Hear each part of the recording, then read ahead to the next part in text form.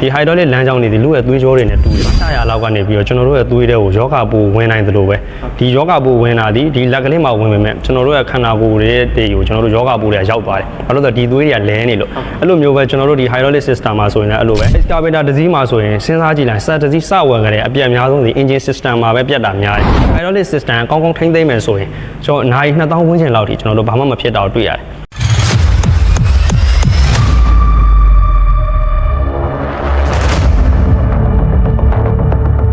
်ကျွန်တော်တို့ကိုဖြိုဒီအရက်ခေါ်တော့ဘက်ဟိုးလို့ခေါ်တာပေါ့ဗျာတကယ်ဒီဟိုပါပေါ့နာမည်အင်္ဂလိပ်လိုနာမည်ကတော့ကျွန်တော်တို့ဘက်ဟိုးကတော့ကျွန်တော်တို့ hydraulic excavator လို့ခေါ်တာပေါ့ဒီ hydraulic excavator မှာအရေးကြီးတဲ့စနစ်နှစ်ခုရှိရလို့ပြောလို့ရတယ်ပေါ့ကိုဖြိုအဓိကကတော့ engine ဘိုင်းနဲ့ hydraulic ဘိုင်းပေါ့ကိုဖြိုဟုတ် engine ဘိုင်းကတော့ကိုဖြိုအတိုင်းအတာတစ်ခုထိကျွန်တော်တို့လက်တွေ့ဘဝနေ့စဉ်ဘဝမှာအလိုအဖြစ်များတဲ့ဟွာလေးတွေကိုကိုဖြိုဝေမျှပြီးသွားပြီပြီးတော့ဖြည့်ရှင်းပုံဖြည့်ရှင်းနည်းလေးတွေလည်းဝေမျှပြီးသွားပြီဆိုတော့ဒီ hydraulic နဲ့ပတ်သက်ပြီးတော့လည်းဒီဆောင်းရန်ရှောင်းရန်လေးတွေပြီးတော့ hydraulic system မှာဒီဖွဲ့စည်းထားတဲ့ဒီအစိတ်အပိုင်းလေးတွေအကြောင်းလဲကိုဖြိုအဲ့ဒါလေးတစ်ချက်ပြောပြပေးပါဦးမြတ်ဟုတ်ကဲ့ကျွန်တော်တို့ဒီ excavator တစ်စီးမှာဆိုရင်တော့hydraulic system အရေးကြီးဆုံးဖြစ်တယ်ပေါ့နော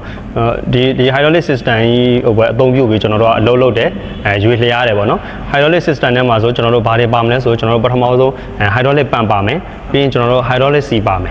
်နော်ပြီးရင်ကျွန်တော်တို့ hydraulic motor တွေ hydraulic cylinder တွေပြီးရင်ကျွန်တော်တို့ control bar တွေပါမယ်ပြီးပြီဆိုရင်ကျွန်တော်တို့ဒီ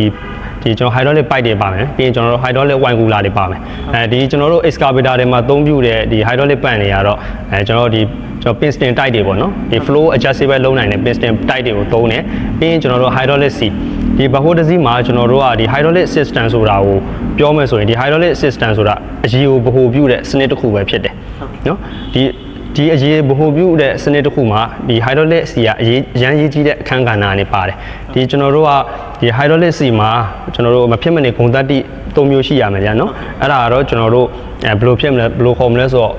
့ဒီ full transmission ပေါ့နော်အင်အားကူးပြောင်းနိုင်စွမ်းရှိရမယ်ပြီးရင် lubricant ဆိုပဲကျွန်တော်တို့ချောစီဂုံတက်တိပါရမယ်ပြီးရင်ကျွန်တော်တို့ cooling ဖြစ်ရမယ်ဘာကြောင့်ကျွန်တော်တို့ cooling ဖြစ်ရတာလဲဆိုရင်ကျွန်တော်တို့ဒီ excavator တွေက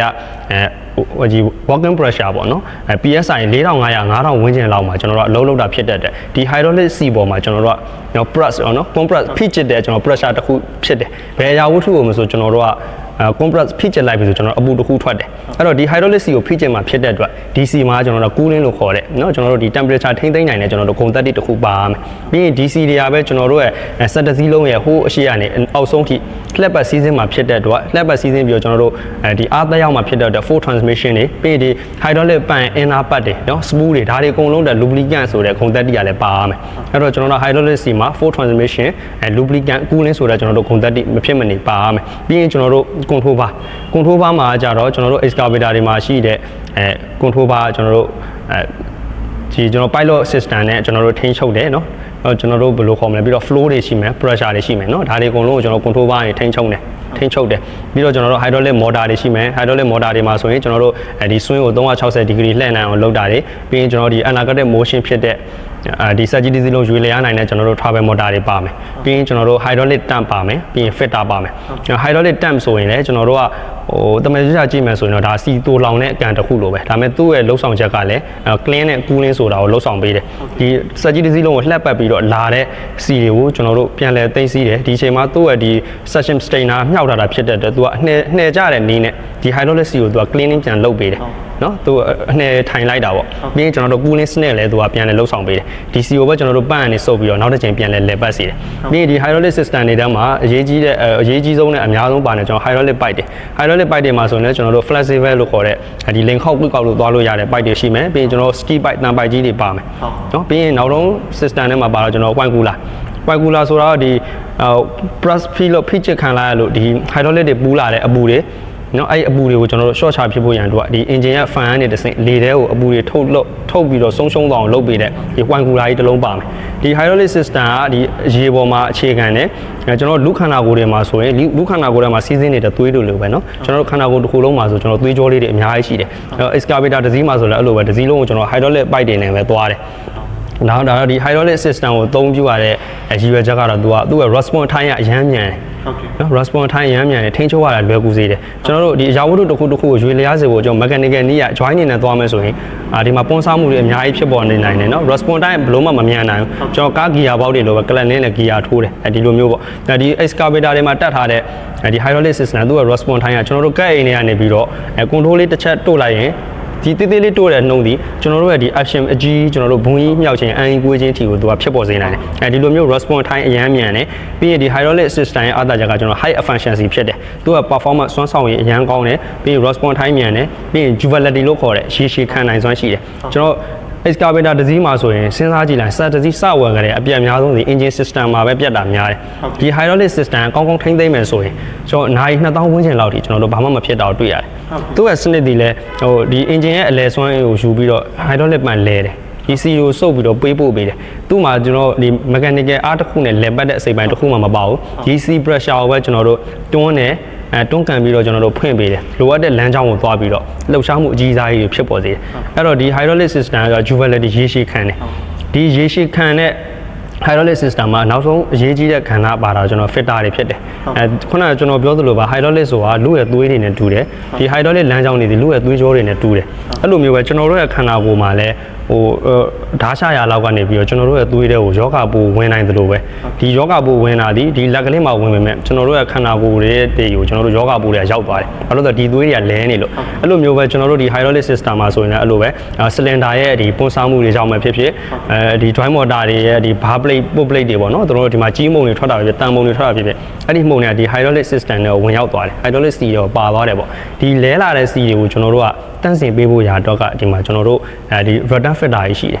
ဒီ filter ရဲ့နေကျွန်တော်တို့တန့်စင်ပြီးတော့နောက်တစ်ချိန်ပြန်လဲတဲ့ခါမှာဒီ main system နဲ့ပါမသွားအောင်ဒီယောဂတွေတန်ပုံတွေကျွန်တော်တားဆီးလိုက်တယ်လို့မျိုး filter ကနေစစ်ပေးလိုက်တယ်နော်ဒီ filter ကရေးကြီးတဲ့ခန္ဓာပေါ့ဗျာအဲ့တော့ကျွန်တော်တို့ကစက်တစီးရဲ့ဘယ်စိတ်ပိုင်းကနေပဲပွန်းစားမှုကြောင့်ပဲပါလာတဲ့တန်ပုံဖြစ်ဖြစ်ကျွန်တော် rotor filter ကြီးကဖမ်းပြီးတားဆီးလိုက်မယ်စီအတန့်ကိုပဲကျွန်တော်တိုင်ကြီးတော့ပြန်ပို့ပေးမယ်ဒီအတန့်ကိုပဲကျွန်တော်တို့ပန့်ဆုပ်ပြီးနောက်တစ်ချိန်ကျွန်တော်တို့ပြန်ပြီးလဲပတ်စီတယ်ဟုတ်ကဲ့အဲ့တော့ကျွန်တော်တို့ကဒီ filter ကြီးပိတ်တယ်ပေါ့ဗျာဒီ rotor filter ပိတ်တယ်ဆိုရင်ကျွန်တော်တို့ကဒီ pipe တွေကွက်ထွက်တာမျိုးတွေဒီလိုမျိုးကျွန်တော်တို့ damage တွေဖြစ်စေနိုင်တဲ့အတွက်ဒီ filter ပိတ်ရင်ဆက်လက်လှုပ်ဆောင်နိုင်တဲ့အတွက်ကျွန်တော်တို့ဒီ bimper bar တွေချက်ဘားတွေပါတတ်တယ်အဲ့တော့ဒီ filter ကြီးပိတ်တာကိုကျွန်တော်တို့ကမသိတာဘူးခုနကကျွန်တော်ပြောတဲ့electronic signal အနေနဲ့ပြတဲ့ sensor တွေတော့ပါတတ်တယ်ဒါပေမဲ့ဒါတွေပြတ်နေတာမျိုးတော့၎င်းဂယုမဆိုင်တာမျိုးတော့၎င်းပေမောင်းမိတယ်ဆိုရင်ဒီပါလာတဲ့အမှုန်တွေကို filter မစစ်တော့ဘဲနဲ့ bimper line နဲ့ဆိုရင်ကျွန်တော်တို့တန်ကီတော့ရောက်မယ်ဒီအမှုန်တွေကိုပဲကျွန်တော်တို့ရဲ့ hydraulic pan ပြန်ဆုံးမယ်ဆိုရင် hydraulic pan inner part မှာကျွန်တော်တို့ piston shoe တွေမှာအပွန်းစားတွေဖြစ်မယ်ဒီအပွန်းစားတွေဖြစ်လာပြီဆိုရင်ကျွန်တော်တို့လိုအပ်တဲ့ pressure ကိုသူမရတော့ဘူးကျွန်တော်ဒီ flow တွေမမှန်တော့ဘူးပေါ့ဗျာနော်control ကန်လိုက်တာနဲ့ engine ဝစ်တာတွေဖြစ်မယ်အင်းတာတွေဖြစ်မယ်ပေါ့နော်အဲ့တော့ကျွန်တော်တို့ကအဲ့လိုမျိုး engine ဝစ်တာတွေမဖြစ်ချင်ဘူးအင်းတာတွေမဖြစ်ချင်ဘူးကျွန်တော်တို့ရဲ့ set တစ်စီးကိုစွမ်းဆောင်ရည်အမြင့်မားဆုံးမှာပဲကျွန်တော်တို့အများအားထားစေချင်တယ်ဆိုရင်အခုဒီကျွန်တော်ရှင်းပြသွားတဲ့ system ထဲမှာအရေးကြီးဆုံးဖြစ်တဲ့ hydraulic sea နဲ့ကျွန်တော်တို့ hydraulic filter ကိုကျွန်တော်တို့ use ဆိုင်ဖို့လိုအပ်တယ်ဒီ hydraulic sea ကကျွန်တော်တို့အသုံးပြုတဲ့နိုင်ကြားလာလို့ကျွန်တော်တို့ကြာလာမယ်သူက viscosity ကျဲလာမယ်အစီတန့်ရှင်းမှုမရှိတော့ဘူးပေါ့ဗျာအယောင်တွေကျွန်တော်တို့အနီရောင်တွေတော့၎င်းအမဲရောင်တွေတော့၎င်းဖြစ်လာမယ်ဆိုရင်DC ကကျွန်တော်တို့ compress ကျွန်တော်တို့ pressure တစ်ခုနဲ့ဖိတဲ့အခါမှာလိုအပ်တဲ့အပူတွေကျွန်တော်တို့အပူတွေပိုထွက်လာမယ်ဒီထွက်လာတဲ့အပူတွေကဘာတွေကိုဒုက္ခပေးမလဲဆိုရင်ကျွန်တော်တို့ hydraulic system တစ်ခုလုံးမှာရှိတဲ့ hydraulic cylinder C တွေနော် main control bar မှာရှိနေတဲ့အပြင်ဘက်ကိုထွက်မသွားအောင်ထိန်းထားတဲ့ C တွေဒီအပူကနေ DC တွေကိုကျွန်တော်တို့ဒုက္ခပေးပြီးတော့ cylinder C တွေခဏခဏလဲရတာမျိုးနော် control bar မှာယူစိတ်နေဖြစ်လာတာမျိုးနော် pipe တွေကျွန်တော်တို့ကျွတ်ဆက်မှုတွေနော်ဒါတွေထိဖြစ်နိုင်တယ်ပြီးရင်ဒီ C2 ကျဲသွားတဲ့အတွက်ကျွန်တော် flow system မှာလည်းလာရောက်ထိခိုက်တယ်နော် C2 ကျဲသွားရင်ကျွန်တော်တို့ပူးလာပြီဆိုဒီ flow adjustable ပေါ့နော် flow ဒီ regulator တွေကနေ flow ထိန်းတဲ့ဘိုင်းမှာဒီ flow တွေကကျွန်တော်တို့မမှန်တော့ကျွန်တော်တို့ engine in တာတွေရှိမယ်စက်ကြီးသွားပြီး engine in တာတွေရှိမယ် engine တော့မွေဖက်နဲ့စက်ကြီးနှင်းနေတာမျိုးတွေဖြစ်မယ်နော်နောက်ပိုင်းဒီ filter တွေလည်းမလဲဘူးနောက်ပိုင်းဒီ C ထဲမှာပါလာတဲ့အမှုန်တွေကများလာပြီဆိုရင်ကျွန်တော် inner part တွေပျက်စီးမယ် motor inner part တွေပျက်စီးမယ်နော်အဲ့လိုမျိုးကျွန်တော်တို့အပြစ်ရှာလို့မရတော့အောင်ထိအပြစ်တွေကျွန်တော်တို့မိခိုးချက်လျှောက်လိုက်တတ်တယ်ဆက်ရဲ့စွမ်းဆောင်ရည်ကိုလည်းတိတိတတ်တာကြာဆင်းစေတယ်အဲ့တော့ကျွန်တော်တို့ set တစ်စီးကိုဝယ်ရနေပြီးတော့ကျွန်တော်တို့သုံးဆွဲနေတဲ့တစ်ချောက်လုံးမှာဒီဆက်ကစွမ်းဆောင်ရည်အပြည့်ပွားကိုလိုချင်တယ်ဆိုရင်ကျွန်တော်တို့ကဒီ hydraulic sea ပုံမှန်လဲပေးခြင်းเนาะ filter ပုံမှန်လဲပေးခြင်းဒါကိုတော့ကျွန်တော်တို့ကဂယုတစ်ဆိုင်တေချာပေါက်လှုပ်စေခြင်းတယ်ဘာလို့ဆိုတော့ဒီ hydraulic excavator ဆိုတဲ့အတိုင်းပဲဒီ set ကြီးတစ်စီးလုံးလုံးနေတာဒီကျွန်တော်တို့ကဒီ hydraulic system နဲ့ပဲလုံးနေတာဖြစ်တယ်ဒီမှာတက်ထားတဲ့ engine system ဆိုတာကဒီ hydraulic system ကြီးအသက်သွင်းမှုရာတက်ပဲတက်ထားတာ เนาะကျွန်တော်တို့ဒီ engine system လဲနေဒီ hydraulic system အလုပ်လုပ်မယ်အလုပ်လုပ်နေတာတွေအကုန်လုံးဒီ engine နဲ့မဆိုင်တော့ဒီ hydraulic system ပဲလုပ်နေအဲ့တော့ဟိုအလုပ်တွင်တာတွေစက်နှင်းနေတာတွေเนาะ engine ဝမနိုင်ဝင်နေထမ်းမိတာတွေအကုန်လုံးရဲ့အပြည့်တွေဒီလေဒီ hydraulic system နဲ့လာရောက်ဆက်နွယ်နေတယ်အဲ့တော့ဒီ hydraulic system ကိုစွမ်းဆောင်ရည်ကောင်းကောင်းနဲ့အချိန်ကြာကြီးထိန်းထားခြင်းကျွန်တော်တို့ကစီပုံမှန်လဲရမယ်เนาะဖေတာပုံမှန်လဲရမယ်ပေါ့ဗျာเนาะဟုတ်ကဲ့ပါခင်ဗျာစီဆိုတဲ့နေရာမှာလဲခင်ဗျာကျွန်တော်တို့ဒီတက်မတ် grade တွေအတိုင်းအဲ့လိုမှန်မှန်ကန်ကန်တက်မတ်အချိန်တွေအတိုင်းမှန်မှန်ကန်ကန်လဲဖို့လဲလိုအပ်ပါတယ်အထူးသဖြင့်ဒီ hydraulic system ရဲ့အသက်သွေးကြောလို့ပြောရဲ hydraulic C ခုနကပြောရဲဒီယောဂါတွေအမှုံအမွားတွေကိုကျွန်တော်တို့ဖယ်ပေးမဲ့ဒီ filter တွေပေါ့နော်အဲ့ဒါတွေကိုလည်းကျွန်တော်တို့တက်မတ် quality တက်မတ်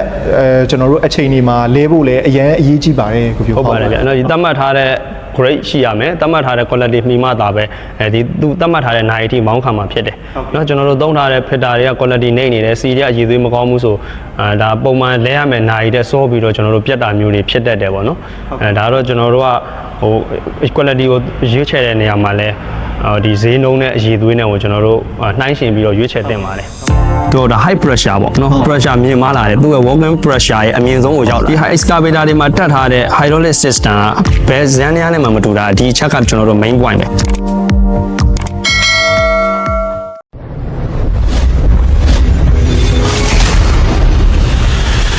Real power, the power of achievement.